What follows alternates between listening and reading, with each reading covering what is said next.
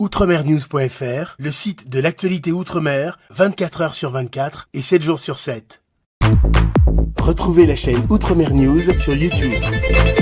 Où trouver tous les produits 100% Outre-mer ? Chez Tropique Marché à Saint-Ouen. Les fruits et légumes et toutes les spécialités salées et sucrées servies avec bonne humeur par une équipe exclusivement ultramarine. Retrouvez l'ambiance et le goût du pays chez Tropique Marché à Saint-Ouen-sur-Seine et sur tropiquemarché.com. Hexagone, actualité. J'adore la vie est belle. J'adore. Allô, la vie est belle. J'adore. Allez, la vie est belle. J'adore. Pour le bonheur, pour le bonheur,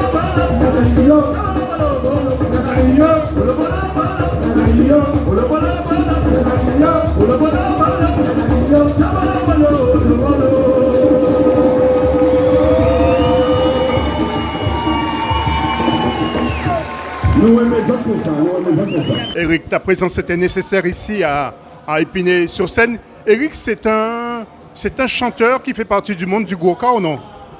Mais déjà, alors bonsoir tout le monde, bonjour pour ceux qui viennent se réveiller. Je suis dans mon domaine là. Là, je suis dans mon domaine. J'ai commencé avec la tradition. J'ai commencé en tant que chanteur traditionnel, percussionniste. Et après, bon, allez, j'ai choisi une voix qui est un mélange de cas avec la musique, la guitare, la basse. Mais aujourd'hui, dans ce festival Gurkha Belay, je suis dans mon élément. Alors justement, ce soir, je serai dans ce sens-là en fait. Traditionnel. Eric, c'est normal qu'on fasse voyager le Belay et le Gurkha et qu'on les retrouve sur la même scène en quelque sorte, Guadeloupe, Martinique, ensemble? Mais bien sûr, parce que nous sommes en métropole, nous avons des Martiniquais, nous avons des Guadeloupéens, Guyanais, etc. D'ailleurs, nous allons faire Gurkha Belay, mais nous faire aussi Gurkha Belay, Cassé-Corps, et surtout aussi avec les Réunionnais. Et je pense que c'est une très bonne chose de faire cette manifestation, parce qu'aujourd'hui, le public est très diversifié. C'est-à-dire que nous, Martinique, Guadeloupe, toutes sortes de monde là aujourd'hui, tu vois.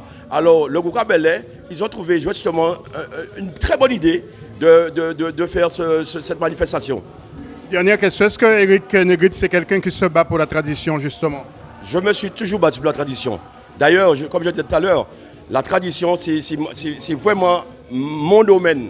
Eric Negrit, c'est d'abord un chanteur traditionnel. C'est-à-dire, en fait, dans tout ce que je fais, dans toutes les musiques que je fais, je mets toujours une touche de tambour, siak, calebasse et les chœurs. Surtout, je prends toujours des gens qui chantent dans le vibe de la tradition.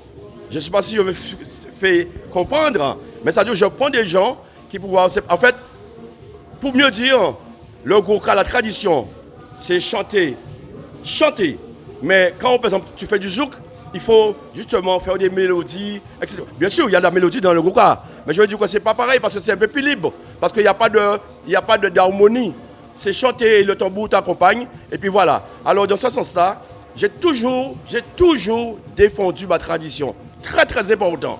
D'accord? Enlever Adam.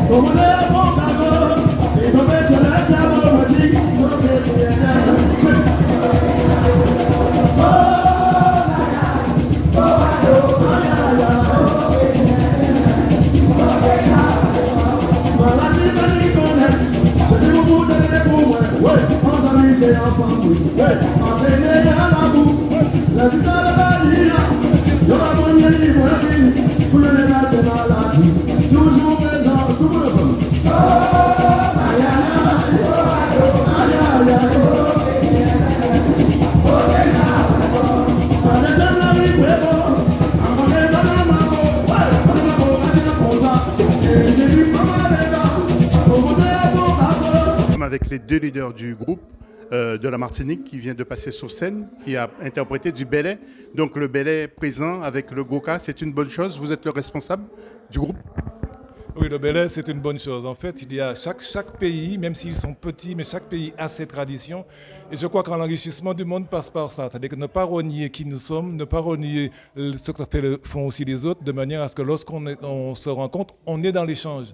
Et comme ça, la fierté d'être antillais, d'être guadeloupéen, d'être martiniquais, tout ça rejaillit dans la musique, dans la culture. On parle plus du goka que le belay, mais le belay a un sens lorsqu'on regarde la danse, les gestes. Le belay comme le goka a du sens. C'est vrai que mélodiquement, au niveau on entend plus le goka.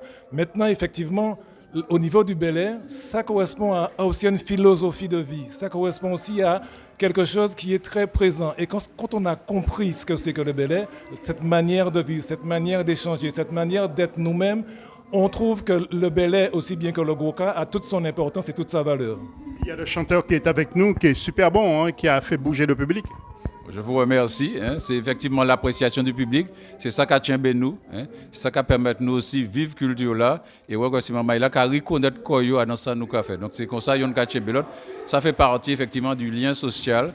Et aujourd'hui, il faut se réaffirmer à l'heure de la mondialisation. Je pense justement que les identités comme ça, il est bon qu'elles s'affirment sans pour autant renier les autres dans un esprit de tolérance, mais aussi de rencontre et de partage avec les autres. Et en parlant d'identité, il ne faut pas lâcher le belay. Il ne faut pas lâcher le belay parce qu'effectivement, s'il a perduré au cours des siècles, c'est parce que justement, il est force de vie, d'accord, et il est un élément identitaire fort et qui permet aussi de nous rappeler notre histoire automatiquement. Donc, avec l'éducation que nous transmettons à nos enfants, avec tout ce que nous pouvons partager entre nous, il faut que le belay reste là parce que c'est aussi une façon de vivre, le belay.